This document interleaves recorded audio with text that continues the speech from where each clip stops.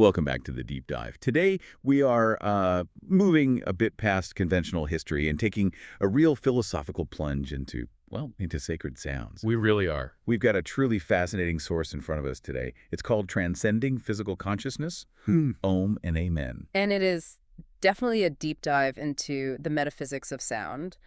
Our mission here is to really extract the core insight, Which which is how two of the world's most ancient, most powerful sacred sounds, one from the East, one from the West, are actually presented as having a common universal function. Okay, let's unpack this. Yeah. Because the book makes a pretty radical claim. It's a huge claim. It's saying that Ohm, or Im, and Amen are essentially the same spiritual mechanism, which is kind of mind-blowing. It is. We see one in a meditation hall, the other at the end of a prayer. Right. And this text suggests they're both doing the same job. Yeah. That they're a direct sonic bridge between, our material world and higher states of consciousness. Exactly. And the whole foundation here is this idea that ancient traditions, it didn't matter where they were geographically, they understood reality as vibrational. So not just a philosophy, but a direct experience. A direct experience. They found that specific frequencies, these two words in particular, could intentionally interact with the human energy field. They are, in effect, ancient spiritual technology. That completely reframes the whole discussion then. It does. We're not looking at them as just religious artifacts. We're treating them almost like engineering principles. So let's start with Ohm. That one seems, I guess, a bit more obvious as a tool for transcendence. Sure, because of its use in yogic traditions. So how does the book deepen that definition of Ohm beyond the general idea of, the sound of the universe? Well, we really need to move past the Wikipedia definition of creation, maintenance, and dissolution. Okay. The book focuses really heavily on the practical, almost physical mechanics of the sound AUM itself. Ohm isn't just a simple hum. No, it's a three-part vibration, and it's designed to sequentially interact with three primary resonance chambers in the body, which then culminates in silence. Tell us about that physical mechanism. That sounds fascinating. So the first sound, the A, that ah sound, it resonates deep within your abdomen, your chest. It's very grounded. It's the sound of the physical material world, the waking state.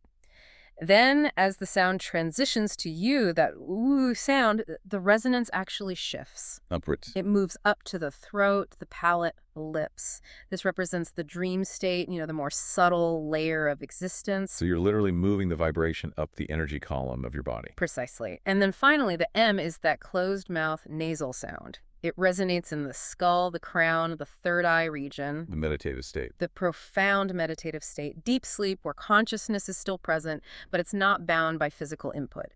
But the really critical fourth element is the silence that follows. Which is the true state of transcendence. Yeah. Turiya. That is the key takeaway the source emphasizes. Chanting Om is a repeatable physical protocol for achieving what it calls spiritual resonance. So you're using your own body. You're using your own physical structure to generate this universal frequency. You're intentionally tuning the dense, slow vibration of the body to a higher non-physical frequency. It's a guided, energetic realignment. Okay, I get the internal logic for Om. I mean, its whole purpose is meditative, but now we have to turn to Amen. Right. Which, on the surface, seems so much less active. We use Amen at the end of a prayer. It just means, so be it, or truly, how can finality be an active state of transcendence? And this is where the deeper linguistic dive comes in, and it's absolutely essential for the book's whole thesis. Okay. So while Amen is familiar, its roots go back to ancient Semitic languages. The common interpretation is that it comes from a root meaning firmness, certainty, or truth. It makes something solid. Okay, but I've also heard that the root might imply something that's hidden or concealed. Those seem like total opposites. Firm truth versus hidden mystery. And that dual meaning is absolutely critical. The source leans into it heavily. How so? If it means firm or absolute truth, then when you finish a prayer, say, for healing with Amen, you are not just saying, oh, I hope this happens. You're doing more than that. You are declaring that state of healing as an absolute, firm, existing truth right now. Energetically sealing the reality you want to manifest. Correct. The book reframes it as an energetic declaration that actualizes the spiritual state you achieved during the prayer. And if you connect that to the other meaning, the hidden root, Yeah. it suggests the word itself is a key to accessing that hidden but firm reality that exists just beyond our normal material perception. Here's where it gets really interesting for me. Mm-hmm. So if Emin is this expansive, fundamental vibration of universal existence, the beginning, middle, and end, The whole cycle. and Amen is this focused, sealing affirmation of absolute truth, the final statement of reality. How does the source argue they are mechanically identical?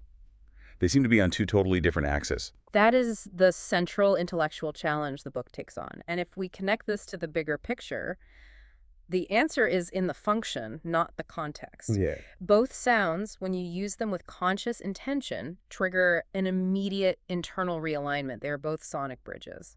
But one is this open-ended chant, Ohm, and the other is a singular, decisive pronouncement, Amen. I'm still struggling with how the underlying mechanism could be the same. The source argues the mechanism is frequency matching. Ohm uses a long, prolonged vibration to slowly attune your body's frequency to the universal structure. Amen uses a singular, forceful resonance like a thud of certainty to instantly shift your energetic state into alignment with absolute truth. So they're both acts of intentional vibrational synthesis. Exactly. They both seek to elevate human consciousness past that physical threshold. So the book is basically hypothesizing that these might just be two cultural dialects of a single primal spiritual technology. That's a great way to put it. If you stripped away all the religious context, the yoga mat, the church pew, all of it, you'd be left with a universal principle. Specific sounds create specific, repeatable, energetic outcomes. Precisely. And the implication there is pretty profound. It suggests that Ohm and Amen might have come from a single primal linguistic root ages ago, before they were split by geography and culture. So ancient spiritual engineers, East and West, basically discovered the same thing independently. They independently discovered that these particular vocalizations unlock the exact same energetic state, the state required for transcending physical consciousness. That moves this whole conversation into, like, universal physics. The sound is a code that unlocks a higher state, and it doesn't matter what your belief system is. Not at all. The power then lies entirely in the conscious use of the vibration. The intention. Absolutely. The intention is the catalyst. If you just mumble Amen without conviction, it's just a word. If you chant Om without the intention of moving consciousness through your body, it's just humming. The mechanism only works when your conscious will meets the vibrational principle. So let's shift to the practical side for someone listening. If these sounds are universal tools, why does the book emphasize making a sound? Why vibration over, say, silent meditation? Why is sound a better bridge? This raises an important question, right? About what's most effective and repeatable. Silent meditation is incredibly powerful, but it relies on, sustained mental discipline to quiet all that internal noise. Sound, on the other hand, is immediate. It's an external force that creates an internal shift. Yes, and crucially, it creates an immediate, physical, and repeatable sensation, like a tuning fork. When you strike Om or Amen, you're making a physical anchor, a vibration you can feel in your chest, your head. So you're using the physical sensation to hold steady. While the non-physical frequency of the sound is simultaneously reaching for those higher states of awareness. That explains the paradox we touched on. How a physical sound can tune you in to a non-physical reality. It does. The physical vibration is a stable reference point, while the inherent frequency of the sound is doing the heavy lifting of transcendence. Exactly. And the source argues that this dual function is why these sacred sounds became so widespread and so enduring.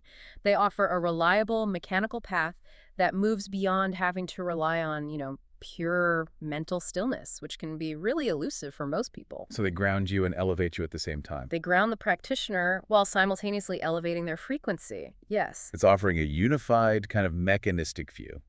It argues the shared purpose is to harmonize the frequency of our physical self, our dense material awareness, with the eternal fundamental frequency of the universe. They are twin cultural access points. A mantra and an affirmation, leading to the exact same energetic highway you need for transcendence. The book is essentially giving us a unified field theory of sacred sound. So what does this all mean? Our deep dive into transcending physical consciousness, Ohm and Amen, shows that these two sounds are presented not as separate religious things, but as two sides of a universal vibrational key.